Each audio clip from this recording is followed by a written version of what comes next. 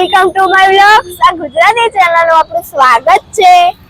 તો ગાઈઝ અત્યારે અમે આયા છીએ પીપલક ચોકડી. તમે મારી આજુબાજુમાં જોઈ શકો છો.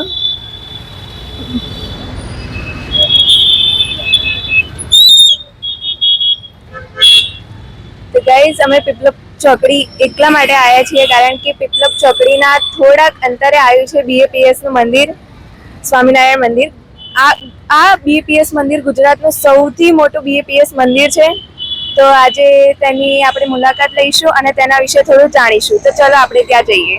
ગાઈસ, આવી ગયું છે ગુજરાતનું સૌથી મોટું BAPS મંદિર, એનો ગેટ.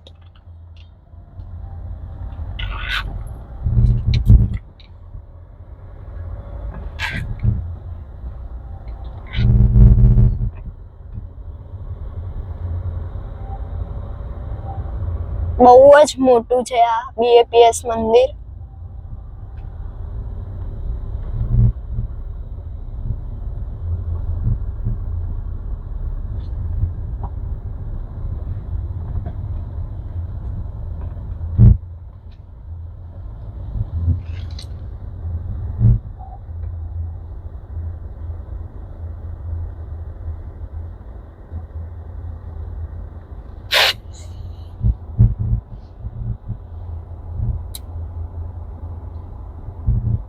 તો ગાઈસ, અમે આવી ગયા છે અંદર.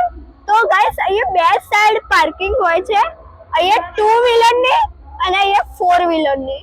તો હવે આપણે જઈએ ઉપર. જોઈ શકો છો તમે, બહુ જ મોટું છે આ BAPS મંદિર. આ જુઓ.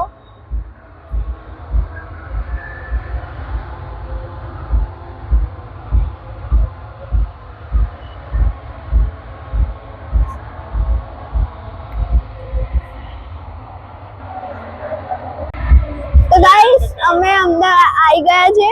તો અમારી પાછળ જો તમે અદ્ભુત પાર્કિંગ, અહીંયા હજારો ગાડી પાર્ક થઈ શકે છે. તો આ વ્યૂ, લાઇટિંગ નો અદ્ભુત નજારો.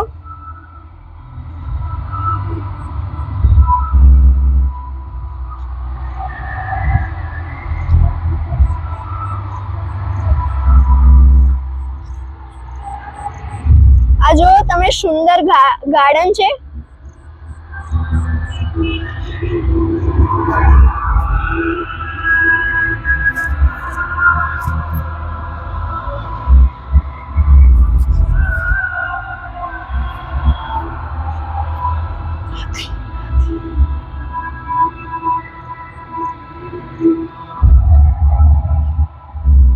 તો ગાઈસ, અહીંયા છે હાથી.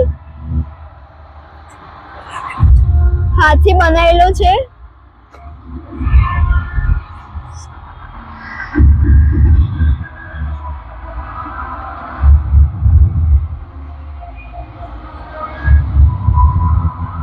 આ જો લાઇટિંગ.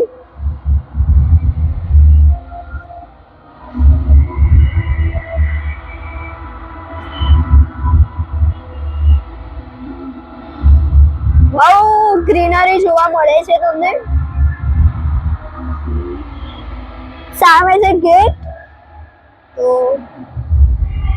જોઈ શકો છો તમે.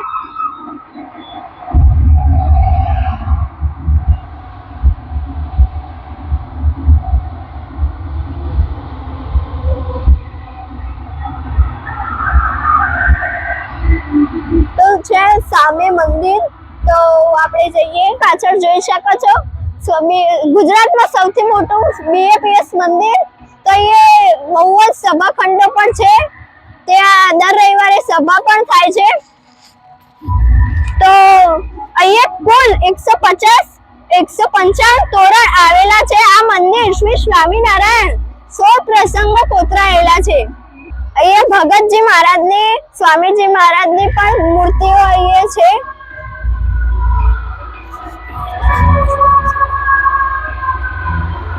મંદિર 45 એકરમાં ફેલાયું છે અને આ મંદિરની કોતરણી કામ બહુ જ અદ્ભુત આવે છે. તો આપણે દર્શન કરવા જઈએ.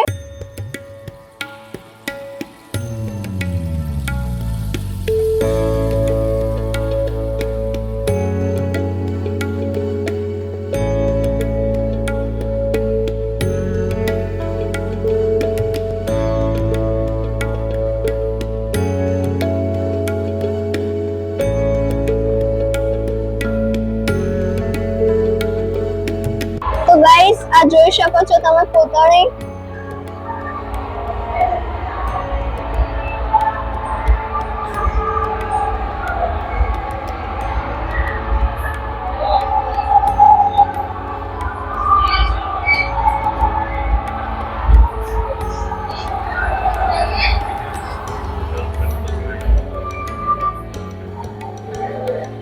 તો ગાઈસ આ ભગવાન ઘનશ્યામ મહારાજ,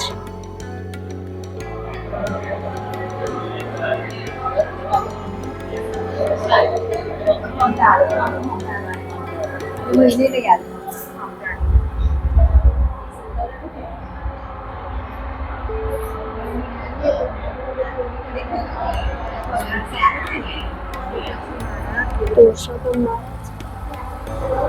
તો ગાઈસ આ પુરુષોત્તમ મહારાજ,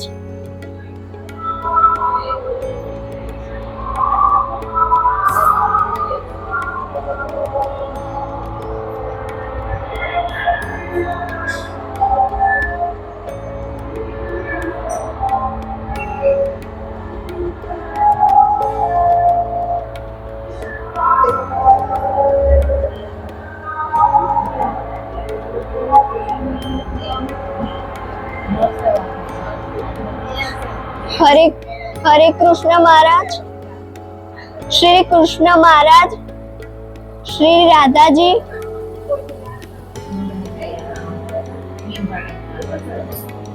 તો ગાઈસ મારી પાછળ જોઈ શકો છો સભા મોટો ખંડ, ત્યાં રવિવારે સભા થાય છે.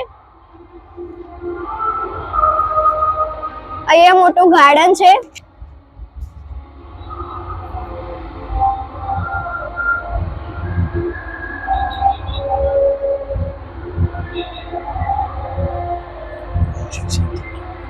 આ બહુ જ વિશાળ જગ્યા છે.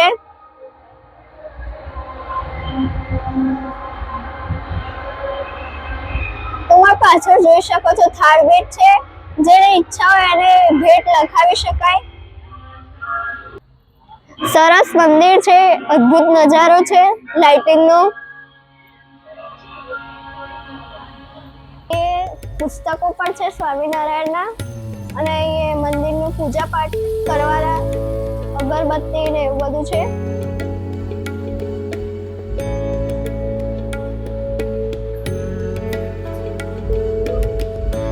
ગાડીના કિચન લગાવવા પણ છે.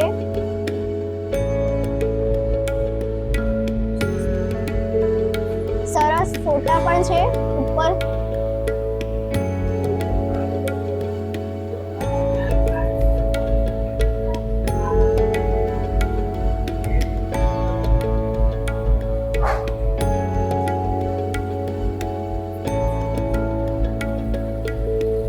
કપડા પણ મળી રહે છે.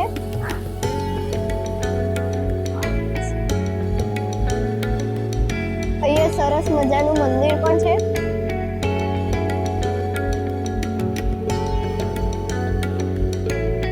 મૂર્તિઓ પણ જોવા મળે છે.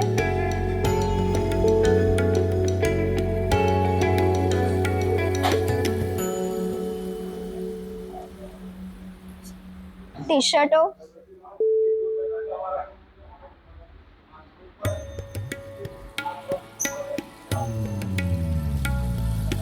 તેલ મધ ને ઘરનો સામાન પણ અહીંયા મળી રહે છે. હવે આપણે આ વ્લોગને એન્ડ કરીએ છીએ. તમને સ્વામિનારાયણ મંદિર વિશે જાણકારી કેવી લાગી? તો સારી લાગી હોય તો કમેન્ટ કરજો. તો તમને આ વ્લોગ ગમે હોય તો લાઈક, શેર અને સબસ્ક્રાઈબ કરવાનું ભૂલતા નહીં. તો હવે આપણે મળીશું નેક્સ્ટ વ્લોગમાં.